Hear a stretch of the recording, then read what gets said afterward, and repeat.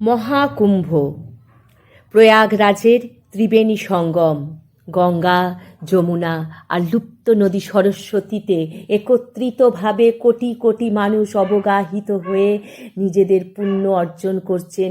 আহা, কি অপূর্ব দৃশ্য! কোনো বড় লোক, গরিব লোক, দিন দরিদ্র, কোটিপতি, সংসারী, ত্যাগী, মুনি, ঋষি সকলে এক হয়ে শুধুমাত্র দেবতার পাদপদ্মে নিজেকে অর্পণ করতেই এখানে ছুটে এসেছেন। দেখুন, কোনো ভেদাভেদ নেই কারোর মধ্যে।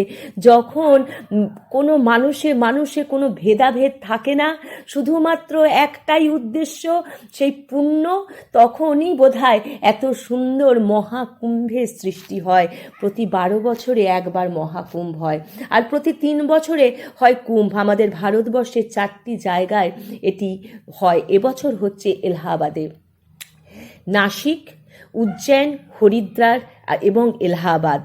যখন দেবতা কথিত আছে আমাদের ইতিহাসে যে দেবতা এবং রাক্ষসদের মধ্যে খুব ছিনাছিনি হচ্ছিল অমৃতের হাঁড়ি নিয়ে, কারণ যে অমৃত পান করবে সেই হবে কি না অমৃত যোগ, সে কোনোদিনও তার মৃত্যু হবে না, সে হয়ে যাবে নশ্বর।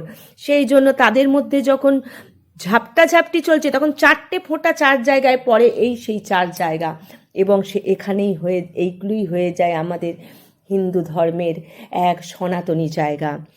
এক অদ্ভুত অনুভূতি আমার সব থেকে ভালো লাগে যখন মানুষ একে অপরকে ভেদাভেদ না করে ছুটে যায় কিছু একটা মানে আনন্দের উদ্দেশ্যে। এ এক অদ্ভুত দৃশ্য। এই দৃশ্য দেখে যেন চোখ জুড়িয়ে যায়। মানুষ কখনো নিজের কথা ভাবছে না, কোনো এক যেন ঐশ্বরিক ক্ষমতা তার মধ্যে এসে রয়েছে, সবাইকে এক করে দিয়েছে এই উৎসব। কি সুন্দর!